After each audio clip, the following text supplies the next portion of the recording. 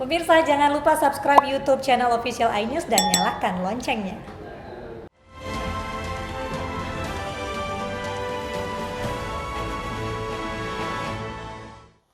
Pemirsa, dunia maya dihebohkan dengan pernyataan Joseph Paul Zhang yang mengaku sebagai nabi ke-26 dan diduga menistakan agama. Pernyataan Joseph tersebut mendapat kecaman dari warganet.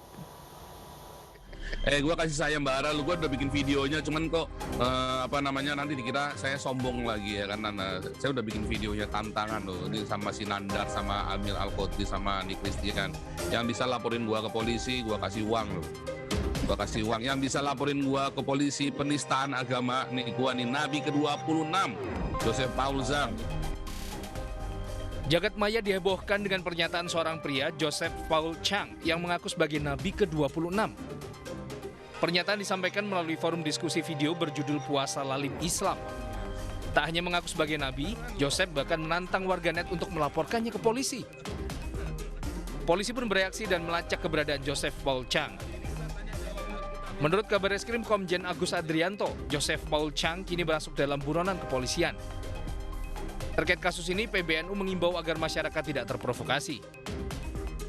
Kita sebagai umat Islam, maka kita tidak boleh menunjukkan sikap ya tidak dibenarkan oleh agama, melakukan persekusi, melakukan tindakan balasan dan seterusnya tidak boleh.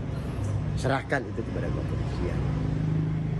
Apalagi kita tahu bahwa yang bersangkutan ini dari ucapan-ucapannya terlihat betul menyadari apa yang dia lakukan. Artinya tindakan provokatif itu sangat mungkin disengaja. Oleh karena itu, kita sebagai muslim jangan menari di atas genderang orang lain. Senada, Majelis Ulama Indonesia mengimbau umat muslim tak terprovokasi dan menyerahkan kasus ini pada penegak hukum.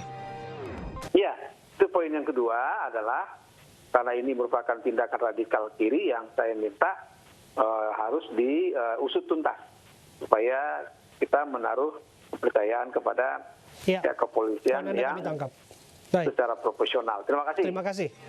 Hingga saat ini video kontroversial sudah ditonton lebih dari 54.000 kali. Sejumlah warganet menyayangkan aksi Joseph Paul Chang yang diduga menistakan agama. Tim Liputan iNews melaporkan. Direktorat Lalu Lintas Polda Metro Jaya menyiapkan 31 titik pos pengamanan mudik 2021. 31 titik ini terdiri dari 14 titik penyekatan dan 17 checkpoint yang tersebar di berbagai wilayah.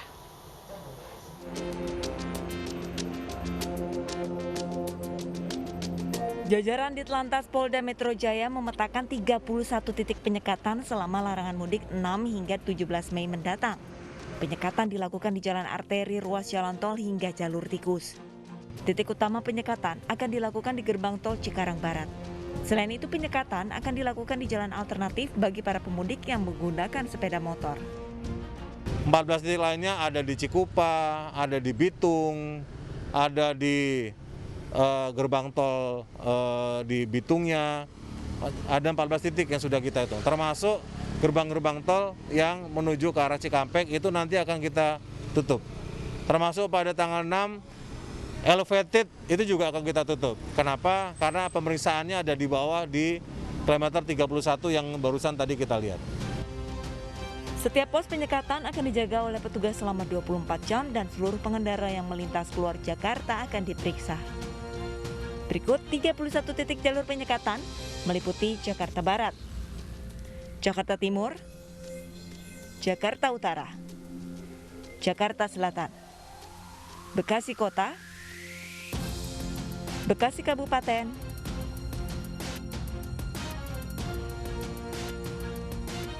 Depok, Tangerang Kota, Tangerang Selatan, dan Polda Metro Jaya. Tim Liputan iNews melaporkan. Dan terkait mudik lebaran 2021 sudah bergabung bersama kami Direktur Lalu Lintas Polda Metro Jaya, Kombes Pol Sambodo Purnomo Yoga. Selamat siang Pak Sambodo. Iya, selamat siang Mbak. Baik, Pak Sambodo, jadi mudik sebelum tanggal 6 Mei, apakah diperbolehkan? Begini,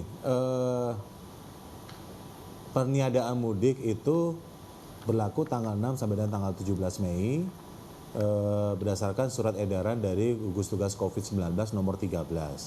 Nah, untuk perjalanan sebelum tanggal 6 Mei itu berlaku surat edaran gugus tugas COVID nomor 12 yang berlaku sejak 1 April 2021, di mana dalam surat gugus tugas nomor 12 itu ada ketentuan tentang bagaimana perjalanan dalam negeri di masa pandemi COVID-19. Jadi saat ini berlaku surat edaran gugus tugas COVID nomor 12. Nah, nanti begitu masuk tanggal 6 Mei, maka yang diberlaku adalah surat edaran gugus tugas COVID nomor 13, yaitu tentang peniadaan mudik di masa lebaran tahun 2021 mulai tanggal 6 sampai dengan tanggal 17 Mei. Nah, Gitu, tapi pertanyaannya ini penyekatannya dilakukannya kapan, Pak? Penyekatan akan kita berlakukan itu mulai tanggal 6 sampai dengan tanggal 17 Mei. Baik, Pak Sambodo, kami sudah melihat tadi ada 31 titik penyekatan yang disiapkan. Bagaimana kemudian untuk jalur tikus, apakah ada antisipasi juga? Jalur tikus sudah termasuk dari 31 titik itu, Mbak. Baik. Nah, kalau untuk Makanya kemarin kami sudah Jabodetabek survei, sendiri, sudah kita petakan. baik. Kalau untuk Jabodetabek sendiri, Pak, misalnya begitu, warga Jakarta ingin mudik ke Bogor, nah itu banyak sekali jalur tikus ini. Bagaimana antisipasi yang diterapkan? Kalau Jakarta ke Bogor kan aglomerasi, boleh memang. Jabodetabek itu termasuk aglomerasi yang diperbolehkan. Itulah kenapa kemudian 31 titik itu kami bagi dalam 17 titik checkpoint dan 14 titik penyekatan. 17 titik checkpoint itu adalah untuk pemeriksaan terhadap kepatuhan protokol kesehatan, dan itu adalah titik-titik yang berada di dalam aglomerasi Jabodetabek. Baik. Tetapi kalau 14 poin titik penyekatan itu adalah pintu keluar masuk untuk di Jabodetabek. Itu yang kemudian kita laksanakan penyekatan. Jadi itu bedanya, Mbak. Baik, apakah ada sanksi yang diberikan bagi pelanggar mudik atau hanya sekedar diminta untuk putar balik? Nah, sanksi tentu akan kita pilah-pilah berdasarkan pelanggarannya. Kalau misalnya mobil pribadi, kemudian dia mengangkut penumpang, keluarga dan sebagainya tanpa dipungut bayaran, maka sanksinya hanya putar balik. Tetapi kalau kemudian mobil pribadi dipakai untuk mengangkut penumpang, kemudian dipakai dengan memungut bayaran, maka kita anggap itu adalah travel gelap.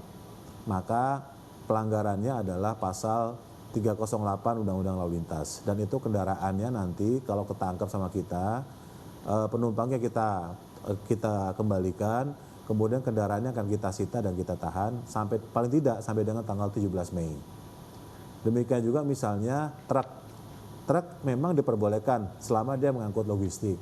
Tapi kalau truk itu digunakan untuk mengangkut penumpang, maka ada lagi pelanggaran yang 303, yaitu kendaraan angkutan barang yang digunakan untuk mengangkut penumpang. Nah, kalau itu pun ketangkap sama kita, tentu kendaraannya akan kita sita dan kita tahan. Kalau misalnya ada urgensi dari pihak keluarga, misalnya ada keluarga meninggal dunia ataupun sakit, itu masih diperbolehkan atau tidak, Pak Sambodo? Keluarga yang sakit atau meninggal dunia berdasarkan surat edaran nomor 13 tahun 2021 masih diperbolehkan. Dan itu memang termasuk dari 5 jenis perjalanan non mudik yang diperbolehkan untuk bergerak di 6 sampai tanggal 17 Mei. Syaratnya adalah membawa surat keterangan dari lurah setempat atau kepala desa yang menjelaskan tentang maksud perjalanan. Kemudian juga sebaiknya dilengkapi dengan surat keterangan bebas COVID-19 baik swab antigen, genus maupun PCR. Kalau perjalanan dengan tujuan wisata dari Jakarta ke Bandung misalnya, Pak Sambodo, apakah diperbolehkan? Perjalanan wisata sebaiknya perjalanan wisata di dalam aglomerasi, Pak. Karena kalau perjalanan wisata keluar dari daerah Jabodetabek, kita akan sulit memilahnya dan kita anggap itu mudik. Baik. Terima kasih Kombes Pol Sambodo Purnomo Yogo, Dirlantas Polda Metro Jaya, sudah bergabung bersama kami. Warga dilarang mudik oleh pemerintah pada periode 6 hingga 17 Mei mendatang. Beberapa warga akhirnya mengakalinya dengan mudik lebih awal. Di stasiun Pasar Senen, Jakarta, peningkatan jumlah penumpang memang belum signifikan. Namun ditemukan beberapa penumpang yang sudah mulai mudik dan akan berada di kampung halaman hingga Hari Raya Lebaran nanti. Namun untuk mengantisipasi lonjakan peningkatan jumlah penumpang, jumlah keberangkatan diperbanyak. Hari biasa hanya ada 7 sampai 10 kereta api. Namun hari ini diperbanyak menjadi 19 kereta api. Selain mudik lebih awal, sejumlah penumpang juga melakukan perjalanan dinas luar kota dan berkunjung ke keluarga dan akan segera kembali ke ibu kota.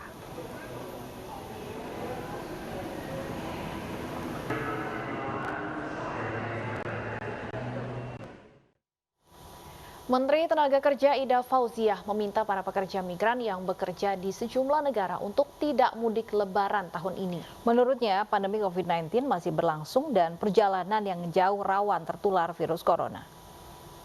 Untuk tertular COVID dalam perjalanan masih sangat besar karena penerbangan yang panjang dan lama menuju tanah air. Kasihan jika keluarga di kampung ikut terkena nantinya. Lagi pula setelah mudik selesai dan ingin kembali bekerja, belum tentu negara tujuan memperbolehkan para PMI masuk kembali. Kalaupun boleh, persyaratannya pasti sangat ketat.